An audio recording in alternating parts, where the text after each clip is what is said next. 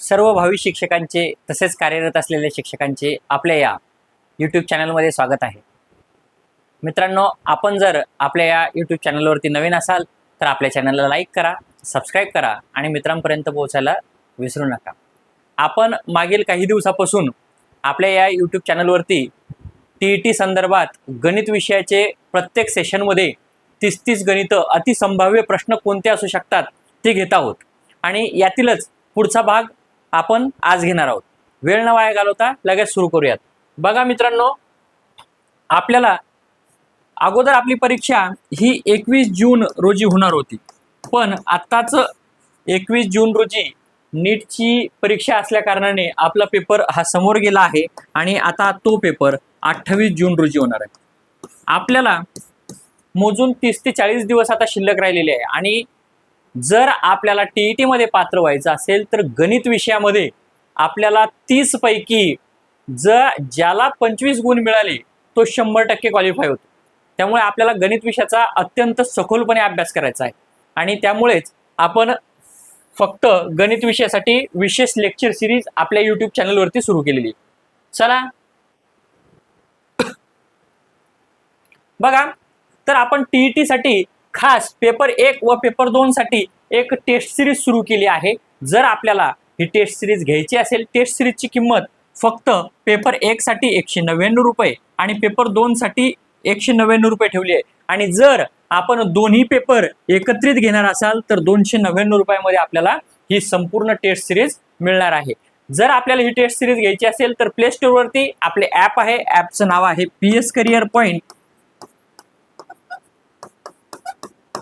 या ऍपला आपण इन्स्टॉल करा आणि यावरून टेस्ट सिरीज घेऊ शकता. ऍपची लिंक मी खाली डिस्क्रिप्शन बॉक्समध्ये टाकतो. तसेच आपण TET साठी स्पेशल व्हॉट्सअप ग्रुप तयार केला आहे, त्याची सुद्धा लिंक आपल्या डिस्क्रिप्शन बॉक्समध्ये टाकून देईल. चला लगेच प्रश्नाला सुरुवात करूयात. बघा, पहिला प्रश्न काय आहे? 28 या त्रिकोणी संख्येनंतर क्रमाने येणाऱ्या 5व्या त्रिकोणी संख्येचा पाया किती? बघा, त्रिकोणी संख्या आपल्याला दिलेली आहे.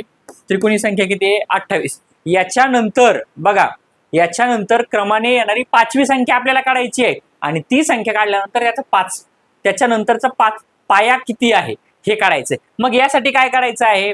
तर बघा, या संख्येचा अगोदर पाया काढून घ्यायचा. काय करायचंय? या संख्येचा अगोदर पाया काढून घ्यायचा. मग त्रिकोणी संख्येचा पाया काढण्यासाठी काय करावं लागतं? तर मी सांगितलं होतं तुम्हाला, काय पाया बरोबर काय सांगितलं होतं मी तुम्हाला?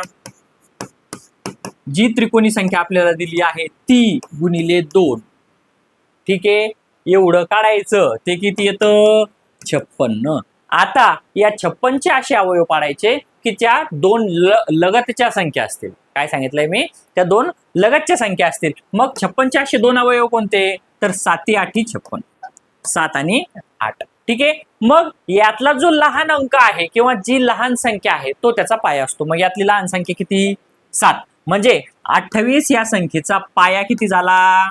तर 7 झाला. 28 या संख्येचा पाया किती झाला? 7. आता याच्यानंतर क्रमाने येणाऱ्या 5व्या संख्येचा 5व्या त्रिकोणी संख्येचा आपल्याला पाया काढायचा आहे. ठीक आहे, आता पाया हा 1 1 ने वाढत जात असतो.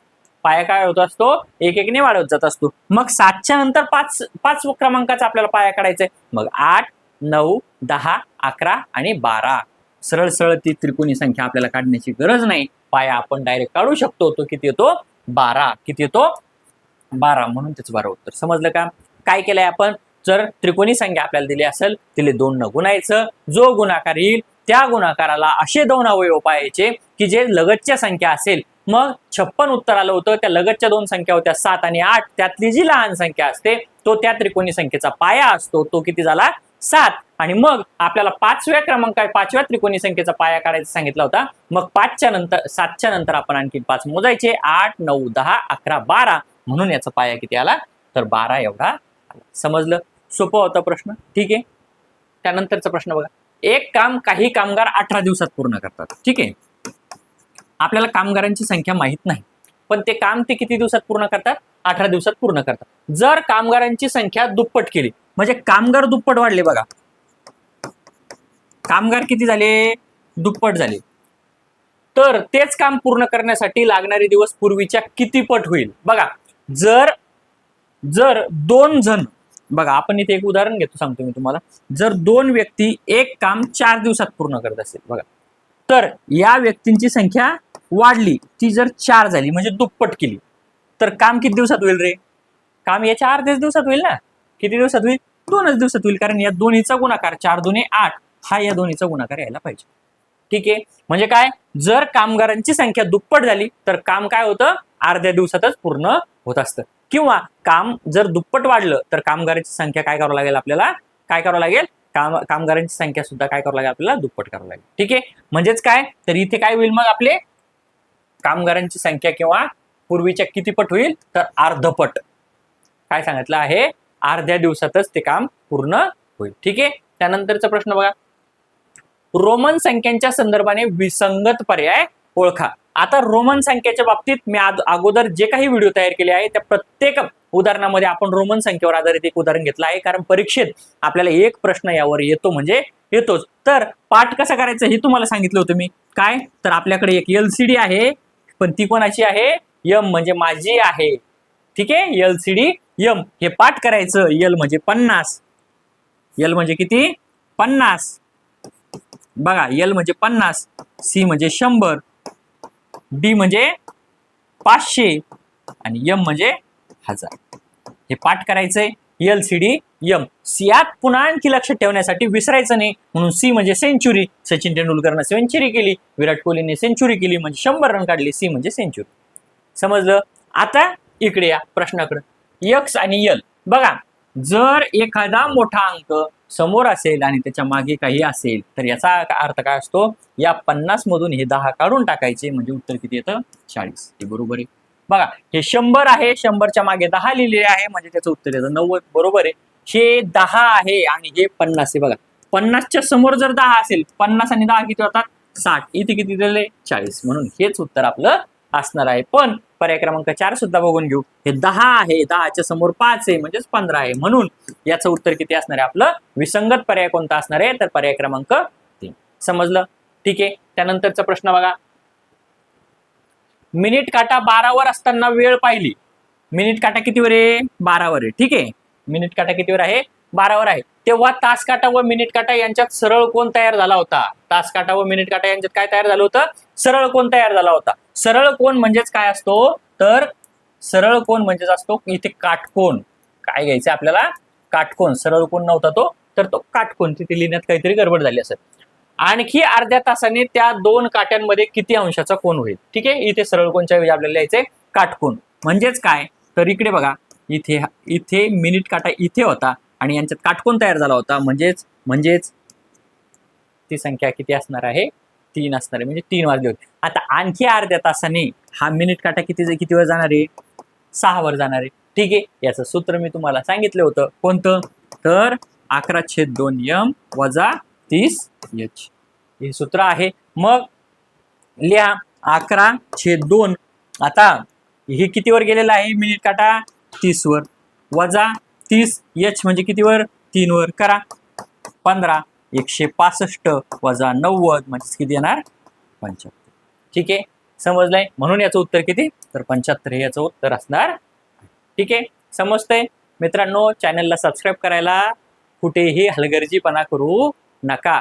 तुम्ही केलेला लाईक, सबस्क्राईब आणि केलेली कमेंट मला नक्कीच आणखी नवनवीन व्हिडिओ तयार करण्यासाठी प्रेरित करत असतात. त्यामुळे व्हिडिओला सबस्क्राईब करायला विसरू नका. ठीक आहे, त्यानंतरचा प्रश्न बघा, खालील आकृतिबंधातील या चौकोनाच्या जागी कोणती संख्या असेल. बघा, तर इथे काय आहे बघा, 8, 13, 20, 29, 40. इथे काय माहित नाही आणि इथे 68. बघा, 8 मध्ये किती मिळवले, 5 मिळवले, तर 13 येतात.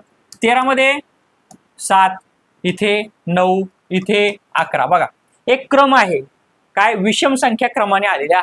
5 ने वाढला, नंतर 7 ने, नंतर 9 ने, नंतर 11 ने, मग इथे किती वाढणार आहे, 13 ने. म्हणजे 40 आणि 13 किती होणार आहे, 53. पण आपलं बरोबर आहे का नाही हे पाहण्यासाठी काय करायचं, मग इथे समोर कितीने वाढणार आहे, 15 ने वाढणार आहे. मग 53 मध्ये 15 जर का मिळवले तर 68 येते, म्हणजेच बरोबर आहे. इथे किती येणार आहे, 53 येणार. ठीक आहे, त्यानंतरचा प्रश्न घ्या,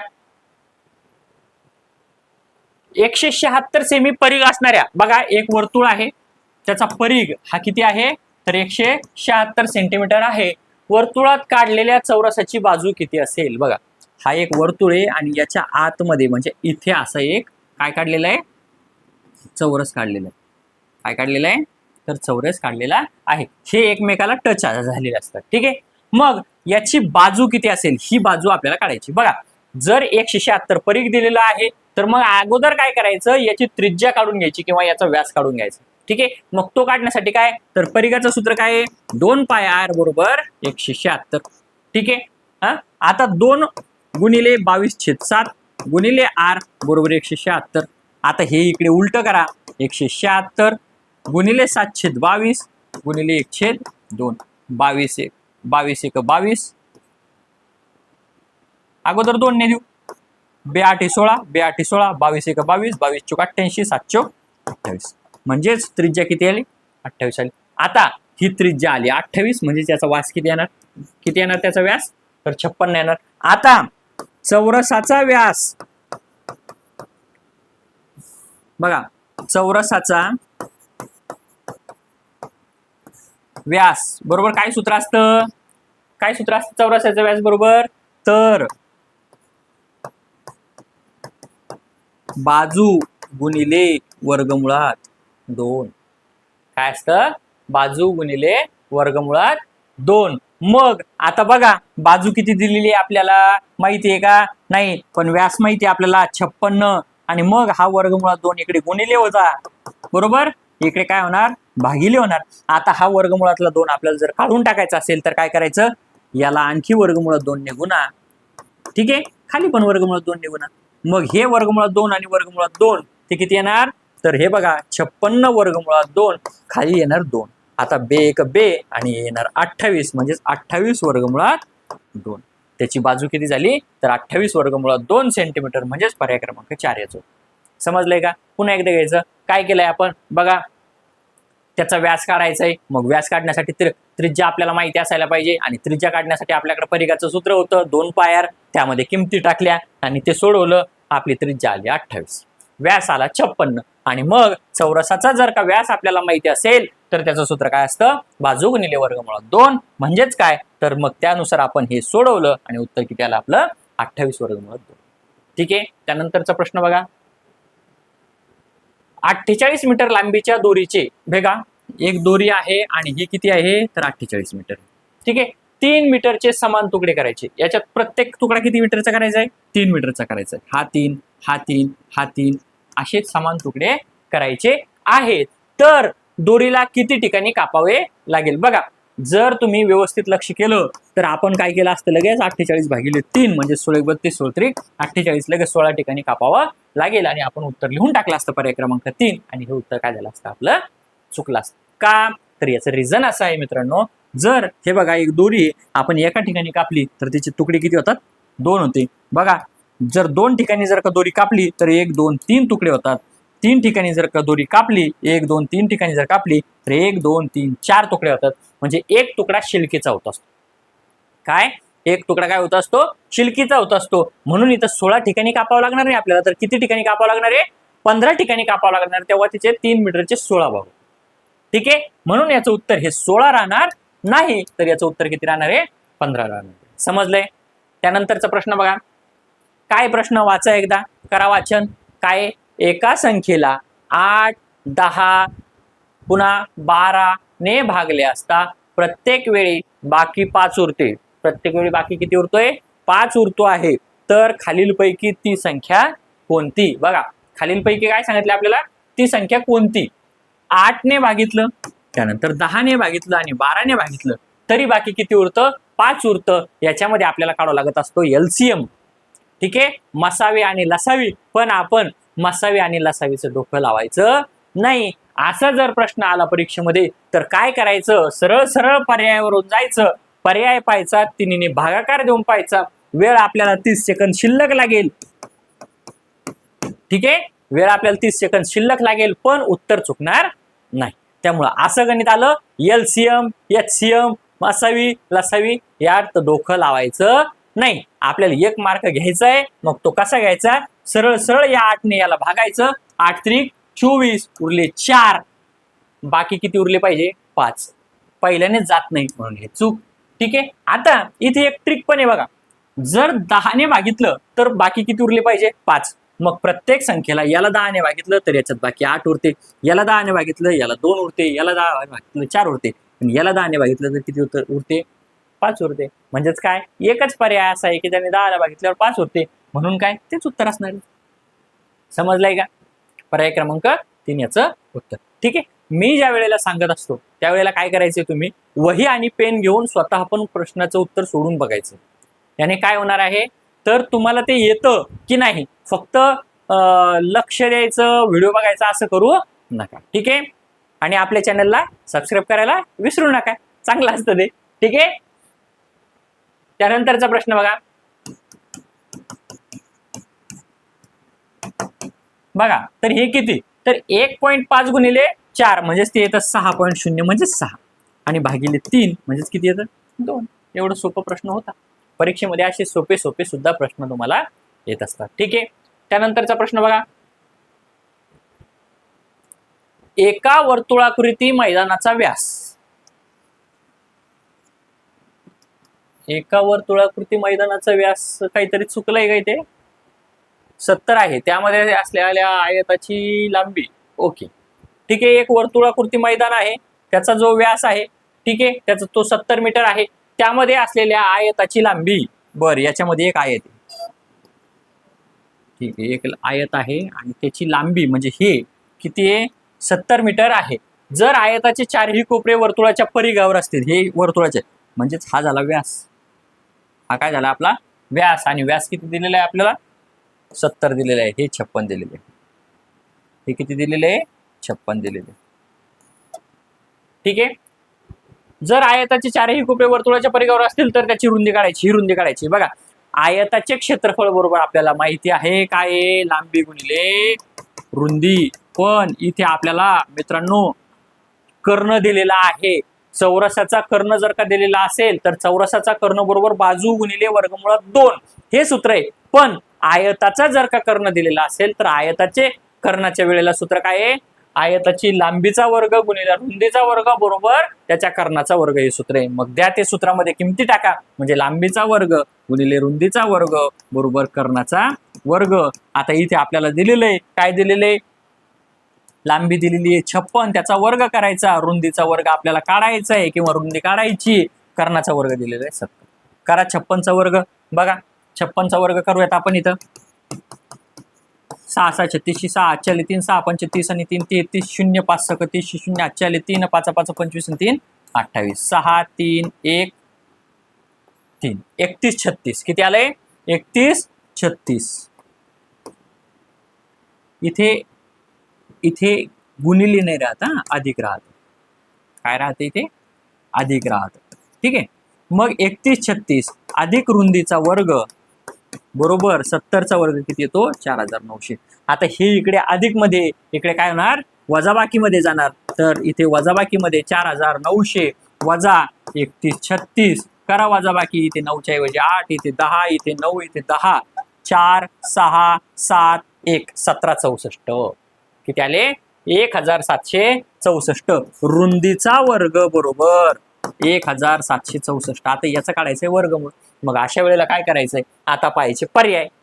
काय करायचंय? जर आपलं वर्गपाठ असेल तर ठीक, वर्गमूळ लगेच काढता येत नसेल तर जायचं पर्यायावर आणि त्याचा एकक स्थानचा अंक कोणता येईल पाहायचं. एकक स्थानी किती लागतो आपल्याला? 4. 2 चा वर्ग किंवा 32 गुणिले 32 केलं तर एकक स्थानी 4 येतो, म्हणजे हे उत्तर असू शकतं. ठीक आहे. जर 6 केलं तर 6 6 36 येतं, म्हणजे हे उत्तर 100% नसणार. ठीक आहे. इथे 2 आहे, 4 चौक म्हणजे हे पण येऊ शकतं, आणि इथे 8 आहे, 8 8 64 हे पण येऊ शकतं. एक पर्याय आपला 100% कटला. आता हे 17 64 कशाच्या जवळ आहे बघा. 30चा वर्ग किती येतो? 900, म्हणजे 900चे हे तर खूप दूर आहे. 40चा वर्ग किती येतो? 40चा वर्ग किती येतो? 4 चौक 16 म्हणजे 1600. आता हे 1600च्या जवळ आहे बघा, म्हणजे हे असण्याची शक्यता जास्त आहे, हे 100% नसतात. राहिले 2. आता याच्या जवळ किती आहे? 50. मग 50चा वर्ग किती येतो? 2500. हा 2500च्या जवळ आहे का? नाही, म्हणून याचं उत्तर 4200 100% असेल. अशा पद्धतीचं लॉजिक सुद्धा आपल्याला परीक्षेमध्ये लावायचं. ठीक आहे. त्यानंतरचा प्रश्न बघा.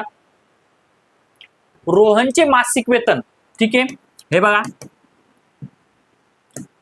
रोहनचे मासिक वेतन म्हणजे पगार किती आहे 12,000 रुपये असून अमोलच्या वेतनाच्या अमोलचं जे काही वेतन असेल त्याच्या दीडपट आहे.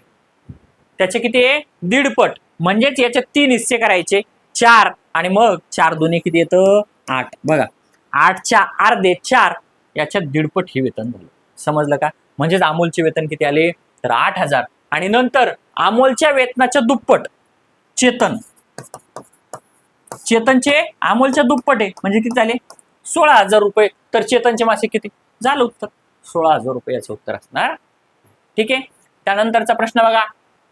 काही विद्यार्थ्यांना प्रत्येकी 18 पुस्तके वाटायची आहे. किती पुस्तकं वाटायची आपल्याला 18 पुस्तकं वाटायची आहे. पण प्रत्यक्षात 22 पुस्तकं वाटली. किती पुस्तकं शिल्लक वाटली 4 पुस्तकं शिल्लक वाटली एका विद्यार्थ्याला. तर 120 पुस्तकं कमी पडली. तर विद्यार्थ्यांची संख्या किती? मग सरळ सरळ 120 पुस्तकं वाटली प्रत्येकाला 4 शिल्लक वाटली म्हणून भागाकार करायचा 4×12 0 म्हणजेच 30. विद्यार्थी संख्या किती आली 30 म्हणजेच पर्याय क्रमांक 2 ह्याचं उत्तर. ठीक आहे. समजतं आहे. थोडं फास्ट होतंय. आता हे आपण रेकॉर्डेड व्हिडिओ टाकतोय म्हणून थोडं आपल्याला फास्ट होतं. जर आपण लाईव्ह केलं आपण ते काही दिवसामध्ये लाईव्ह सुद्धा येणार आहोत. ज्या वेळेला परीक्षा जवळ आहे त्यावेळेला आपण दररोज संध्याकाळी लाईव्ह सुद्धा येणार आहोत. पण आपण सध्या रेकॉर्डेड व्हिडिओ करणार आहोत. ठीक आहे. समजत असेल अशी आशा करतो आणि जर समजत असेल तर चॅनलला लाईक करायला आणि सबस्क्राईब करायला काय विसरायचं नाही. ठीक आहे. त्यानंतरचा प्रश्न बघा. करा वाचन प्रश्नाचं. एकदाच 2 प्रश्न आले. ठीक आहे. घ्या हा प्रश्न घ्या. सर्व 2 अंकी समसंख्यांची सरासरी किती? मग आता सर्व 2 अंकी समसंख्या किती आहे तर 10 पासून तर 98 पर्यंत. यांची सरासरी किती? सरळ सरळ काय करायचं अशा गणितामध्ये पहिली संख्या आणि शेवटची संख्या याला भागिले 2 करायचं. जे उत्तर येईल म्हणजेच ते किती येतं 54. कसं तर 108 भागिले 2 54 आणि याची सरासरी राहत. ठीक आहे. मग 54 याच्यात पर्याय आहे का? आहे. पर्याय क्रमांक 1 याचं उत्तर येतं. ठीक आहे. त्यानंतरचा प्रश्न घ्या. 14 व 25 नंतर काय सांगितलंय 21 व 35 नंतर काय सांगितलंय 16 व 27 नंतर काय सांगितलंय 18 व 49 आणि नंतर 11 व 32. यापैकी सहमूळ संख्यांच्या जोड्या किती? आता मी तुम्हाला सहमूळ संख्या म्हणजे काय याच्या अगोदरच्या 2-3 व्हिडिओमध्ये सांगितले. सहमूळ संख्या म्हणजे अशा 2 संख्या ज्यांचा सामायिक अवयव किती असतो फक्त एकच असतो. सामायिक अवयव किती असतो फक्त एकच असतो. त्याला सहमूळ संख्या असे म्हणतात. मग आता तुम्ही काय करायचंय यातल्या सहमूळ संख्यांच्या जोड्या पाहायच्या त्या किती त्या शोधायच्या आणि त्याचं उत्तर आपल्या कमेंट बॉक्समध्ये नक्की द्यायचं आहे. ठीक आहे. सहमूळ संख्या म्हणजे काय ते समजलंय काय? त्यांचा सामायिक अवयव फक्त एक असला पाहिजे. त्या जोड्या बघा आणि त्याचं उत्तर आपल्या कमेंट बॉक्समध्ये नक्की द्या. एका वर्षी प्रजासत्ताक दिन सोमवारी होता. आता प्रजासत्ताक दिन कधी असतो तर 26 जानेवारीला. प्रजासत्ताक दिन केव्हा असतो 26 जानेवारीला असतो. तर त्याच वर्षी गांधी जयंती कोणत्या वारी असेल? आता गांधी जयंती केव्हा असते 2 ऑक्टोबर. बघा मग आता यातले मधले दिवस आपल्याला काय करायचे अगोदर काढून घ्यायचे. मग मधले दिवस कोणते तर 26 पासून तर 31 पर्यंत मोजून घ्या. 27 28 29 30 31 म्हणजे 5 दिवस. बघा आता इथे मी लिहितो हे बघा 1 मिनिट. बघा इथे लिहितो जानेवारी. ओके. जानेवारीचे किती दिवस झाले 5 दिवस. ओके. आता अशा गणितामध्ये एक नेहमीच्या लक्षात ठेवायचं जर इथे तो वर्ष कोणता आहे हे दिलेलं नसेल तर फेब्रुवारीचे दिवस हे 28च पकडायचे. पण जर तिथे असं दिलेलं असेल एका लीप वर्षी तरच तिथे 29 दिवस घ्यायचे अन्यथा तिथे 28च दिवस घ्यायचे. मग इथं दिलेलं नाही म्हणून फेब्रुवारीचे किती दिवस घ्यायचे तर 28 दिवस घ्यायचे. मार्चचे किती दिवस 31. एप्रिलचे किती दिवस 30. मेचे किती दिवस 31. जूनचे किती दिवस 30. जुलैचे किती दिवस 31. ऑगस्टचे किती दिवस 31 आणि सप्टेंबरचे किती दिवस 30 आणि ऑक्टोबरचे किती दिवस तर 2 दिवस. ऑक्टोबरचे किती दिवस येतात तर 2 दिवस येतात. एवढं समजलं का? हे काय केलं आपण फक्त दिवस लिहिले. आता हे मी एवढं फास्ट इथे जुलैला आणि ऑगस्टला 31 कसे पकडले एवढं फास्ट मला कसं आलं तर याची एक ट्रिक आहे मित्रांनो. कोणती तर एजू सुनो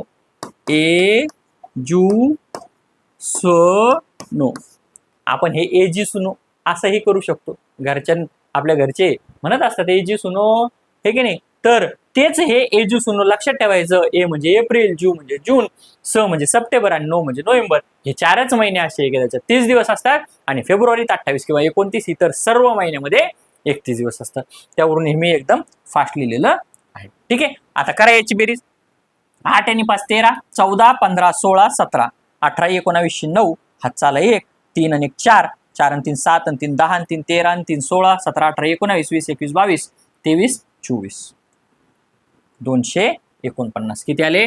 249 दिवस समोर आपल्याला जायचं आहे तो वार काढण्यासाठी. मग याला भागायचं 7 ने, जी बाकी उरते तेवढे दिवस आपण समोर जायचे. मग 7 1 7, 7 3 21, 3 उरले, 7 5 35, उरले 4 दिवस.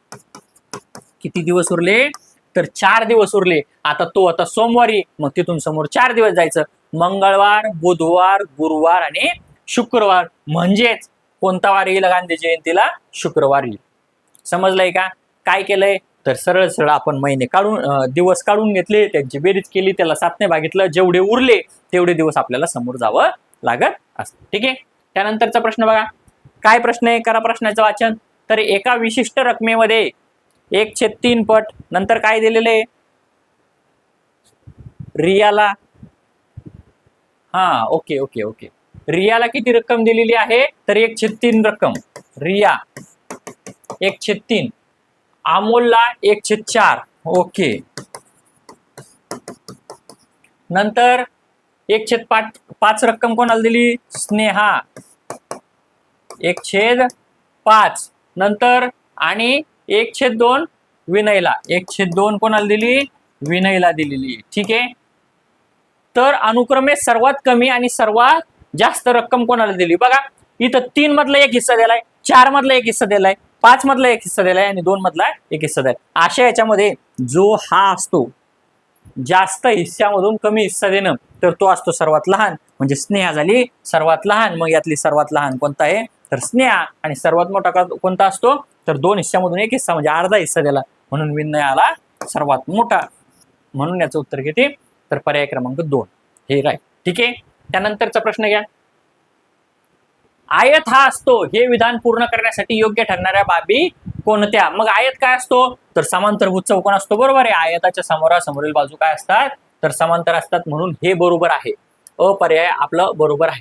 काटकोन चौकोन, तर ह्याची प्रत्येक कोण हा काटकोनच असतो. याचा प्रत्येक कोण काय असतो? काटकोन असतो, म्हणून हे सुद्धा बरोबर आहे. पण समभुज चौकोन, तो समभुज चौकोन असेलच असं नाही.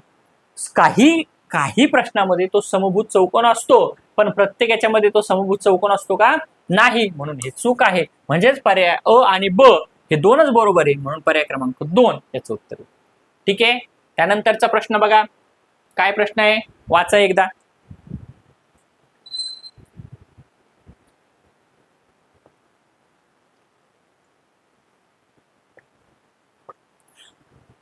खालीलपैकी सर्वात लहान संख्या कोणती? मग सर्वात लहान संख्या कोणती? तर जी ऋण संख्या असती, काय ऋण संख्या ही लहान असते.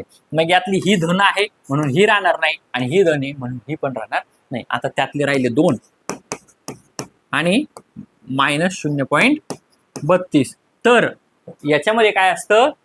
ज्या वेळेला आपण ऋण संख्येकडे जातो, तर जो अंक मोठा दिसतो तो असतो सर्वात लहान, म्हणून याचं उत्तर किती येणार? -0.75 याचं उत्तर आहे. ठीक आहे, समजलंय? त्यानंतरचा प्रश्न घ्या. घनपेटीच्या जाळ्यात एक घन घेतलाय, म्हणजे डाईस घेतलाय थोडक्यात. एच्या विरुद्ध बाजूस डी आहे. एच्या विरुद्ध बाजूस काय आहे? तर डी आहे. एच्या विरुद्ध बाजूस काय आहे? डी आहे. तर डी च्या विरुद्ध बाजूस कोणते अक्षर असतील? बघा, कधी कधी आपल्याला वाटतं का अरे एच्या विरुद्ध डी आहे, तर मग डी च्या विरुद्ध दुसरंच काहीतरी असेल. पण असे पण काही प्रश्न येतात, तर डी च्या विरुद्ध येईल. जर एच्या विरुद्ध डी असेल तर डी च्या विरुद्ध काय येईल? म्हणून याचं उत्तर किती? पर्याय क्रमांक 1 हे. ठीक आहे, त्यानंतरचा प्रश्न घ्या. 3 पेट्यांमध्ये अनुक्रमे 144, 180 आणि 216 पुस्तके आहेत. त्या पुस्तकांचे समान गठ्ठे करायचे. या पुस्तकांचे काय करायचे आहे? समान गठ्ठे करायचे. तर प्रत्येक गठ्ठ्यात जास्तीत जास्त किती पुस्तके येतील. जास्तीत जास्त किती पुस्तकं येईल. अशा प्रश्नामध्ये पण सुद्धा लसावी काढला की आपलं उत्तर येतं. पण मी तुम्हाला काय सांगितलं, अशा प्रश्नात लसावीच्या पाठीमागे लागायचं नाही. एखादा विभाजक आपला राहिला की प्रश्नाचं उत्तर चुकू शकतं.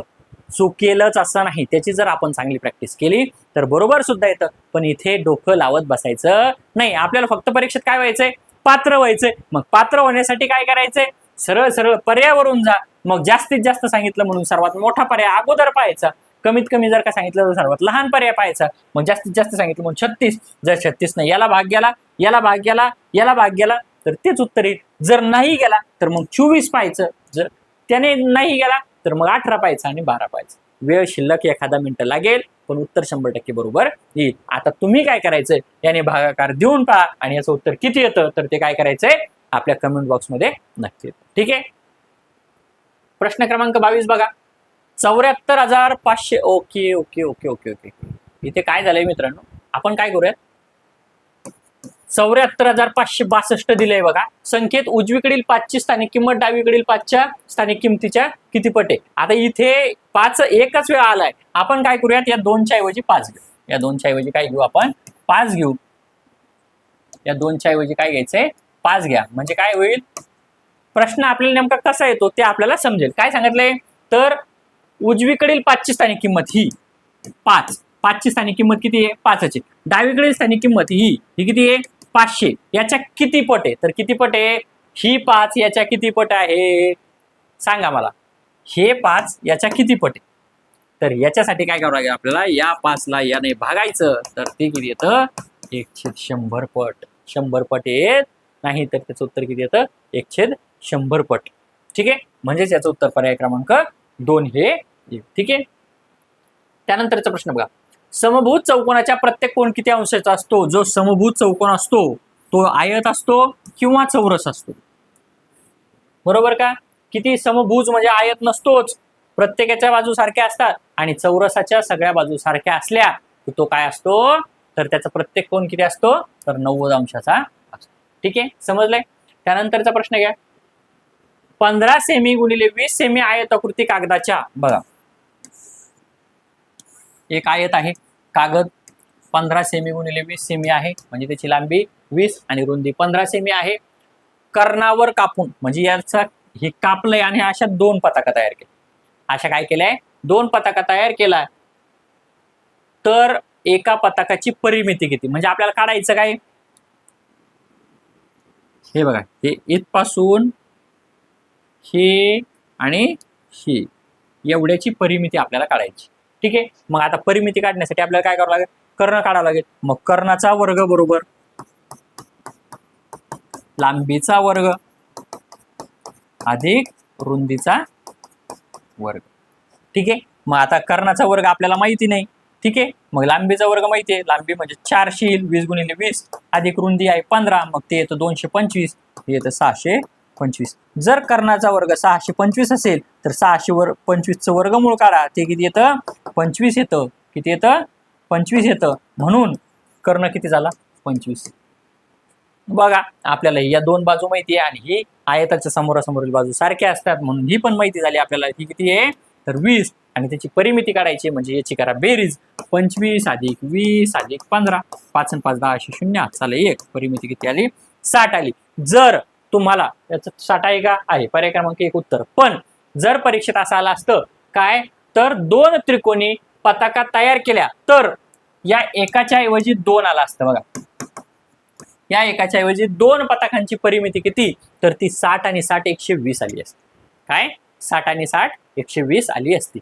पण आणि या आयताची परिमिती किती आहे रे तर आयताची परिमिती 20 आणि 20 40 आणि हे 30 70च झालेली आहे. अशा पद्धतीचे प्रश्न आपल्याला परीक्षेमध्ये येऊ शकतात. ठीक आहे. त्यानंतरचा प्रश्न घ्या. -3चा वर्ग -5 बरोबर किती. तर -3चा वर्ग म्हणजे -3 गुणिले -3. जर वजा गुणिले वजा असेल तर तो काय होत असतो अधिक होत असतो, म्हणून याचं उत्तर येणार 9 आणि हे -5 जसेच्या तसे, मग 9 मधून 5 गेले उत्तर किती येतं 4, म्हणून याचं उत्तर किती तर पर्याय क्रमांक 1 याचं उत्तर आहे. ठीक आहे. त्यानंतरचा प्रश्न बघा. फक्त काही 500 रुपये किमतीच्या, बघा 500 रुपये किमतीच्या काही नोटा आहे व काही 1000 रुपये किमतीच्या नोटा असलेल्या पिशवीत 1000 रुपयाच्या नोटा असलेली पिशवी आहे आणि 500 रुपये असलेली एक पिशवी आहे. ठीक आहे, म्हणजे त्या पिशवीमध्ये 500च्या आणि 1000च्याच नोटा आहेत. ठीक आहे, तर 18,500 रुपये आणि त्या पिशवीमध्ये टोटल रक्कम किती आहे तर 18,500 रुपये. पिशवीमध्ये एकूण रक्कम किती आहे 18,500 रुपये. तर खालीलपैकी 500 रुपयांच्या नोटा असू शकणार नाही. म्हणजे याच्यात 500 रुपयाच्या किती नोटा असणार नाही असं त्यांनी सांगितले. अशा गणितामध्ये जर का तुम्ही लक्ष दिलं तर शेवटला 500 बघा, शेवटला 500 याचा अर्थ काय 1000च्या नोटा या काय असतात 1000च्या नोटा एक घेतली तरी 1000, दोन घेतले 2000, 3000, 4000, 5 त्या 1000च्याच पट्टी देते. पण 500च्या नोटा या 500च्या पट्टी येतात. म्हणजेच काय जर 500 हे शेवट शिल्लक उरलेले बघा, आता काय सांगायचंय मला ते व्यवस्थित बघा. एक नोट असेल तर 500 रुपये, 2 नोट असेल तर 1000 रुपये, 3 नोटा असेल तर 1500 रुपये, 4 नोटा असेल तर 2000 रुपये, 5 नोटा असेल तर 2500 रुपये. जर तुम्ही व्यवस्थित निरीक्षण केलं तर काय हे बघा, ही विषम संख्या जर असेल बघा, काय जर विषम संख्या असेल तर काय होतंय शेवटला 500 येतात. आणि आपल्याला काय सांगितले 500 रुपयाच्या किती नोटा असणार नाही. आता इथे शेवटला 500 म्हणजे विषम संख्याच असली पाहिजे. नोटांची 500च्या नोटांची संख्या काय असली पाहिजे विषमच असली पाहिजे. जर इथे विषम नसेल म्हणजे पर्याय क्रमांक 4 तर इथे हे 1000च्या नोटा होऊ शकणार नाही. म्हणून याचं उत्तर किती येणार आहे तर पर्याय क्रमांक 4 हेच येणार. ते विषम नसल्यामुळं ते येणार आहे. ठीक आहे, कारण जर 500च्या नोटा आपण 28 घेतल्या तर ते होणार 14,000 रुपये आणि उरले किती मग 4,500. 1000च्या नोटात 4,500 रुपये होतात का नाही होतात का नाही. म्हणून याचं उत्तर किती येणार आहे 28 असू शकणार आहे किंवा असणारच आहे. ठीक आहे, त्यानंतरचा प्रश्न बघा, एका कोणाचा पूरक कोण आणि कोटी कोण. आता पूरक कोण म्हणजे काय, पूरक कोण म्हणजे काय की तो जो कोण आहे तो 180 मधून काढून टाकायचा, हा असतो पूरक कोण. आणि कोटी कोण म्हणजे काय तर कोटी कोण म्हणजे तो जो कोण आहे त्याला काय करायचंय 90 मधून वजा करायचा. मग त्यांनी काय सांगितलं पूरक कोण आणि कोटी कोण हे दोन, ह्या दोन्हीची बेरीज केली म्हणजेच 180 वजा x अधिक 90 वजा x याची बेरीज केली तर ती येते 130.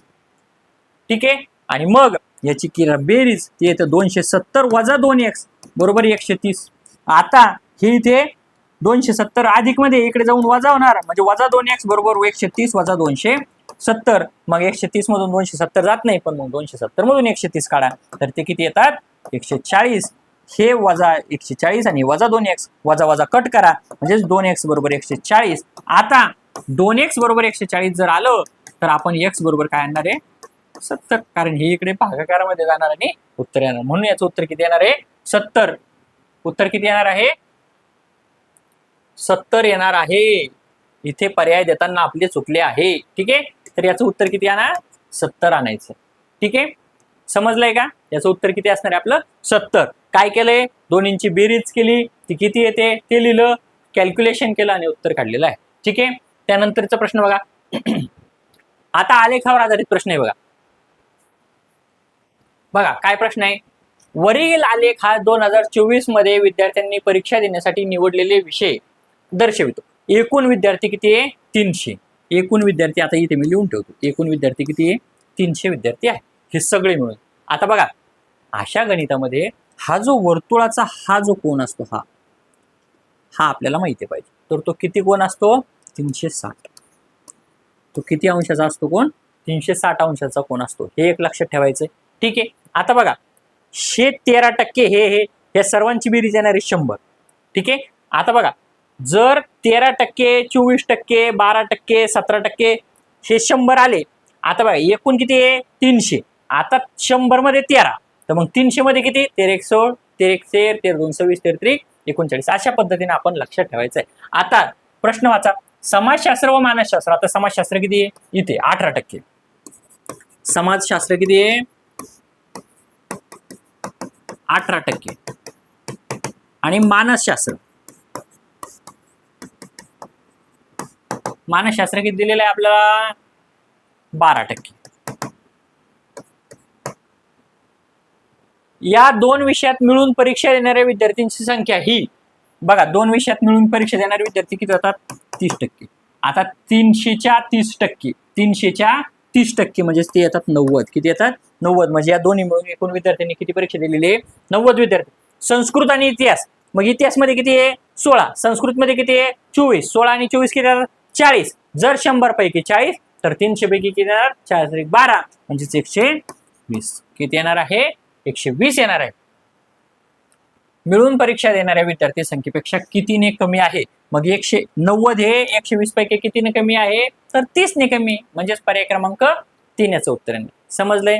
त्यानंतरचा प्रश्न बघा.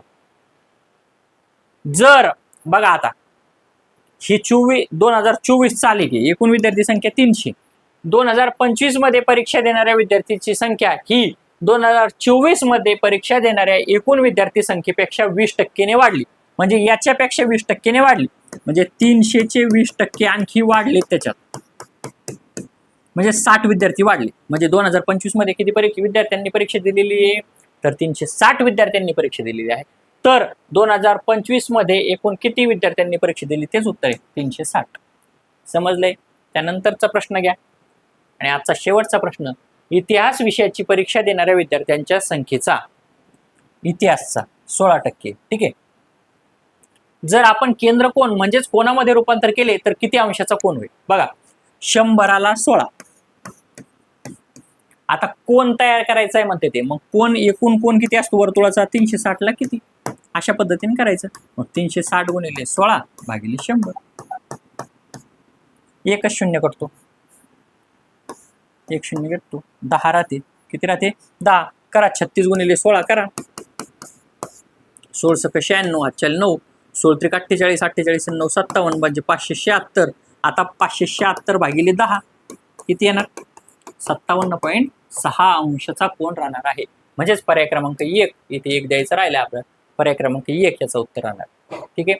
तर मित्रांनो, अशा पद्धतीने आज आपण एकूण 30 प्रश्नांचा सराव घेतला आहे आणि आशा करतो या 30 प्रश्न आपल्याला व्यवस्थितपणे समजलेले असतील. आपल्याला परीक्षेमध्ये असेच प्रश्न येत असतात. ठीक आहे. आणि या 30 पैकी आपले एकच अंतिम ध्येय आहे, 30 पैकी 25च्या वर गुण आपल्याला मिळाले पाहिजे आणि यावर्षी आपण टीईटी या परीक्षेतून पात्र झालो पाहिजे. यानंतर आपल्याला टीईटीची परीक्षा द्यायचं काम पडलं नाही पाहिजे. जर आपल्याला असेच नवनवीन व्हिडिओ पाहिजे असेल तर आपल्या चॅनलला लाईक करायला आणि सबस्क्राईब करायला विसरू नका आणि आपल्या मित्रांपर्यंत सुद्धा आपल्या चॅनलची लिंक पाठवायला विसरू नका. आपले काही सूचना असतील तर आपण मला आपल्या कमेंट बॉक्समध्ये नक्की द्या. ठीक आहे. पुन्हा भेटूया नवीन व्हिडिओमध्ये. तोपर्यंत बाय बाय.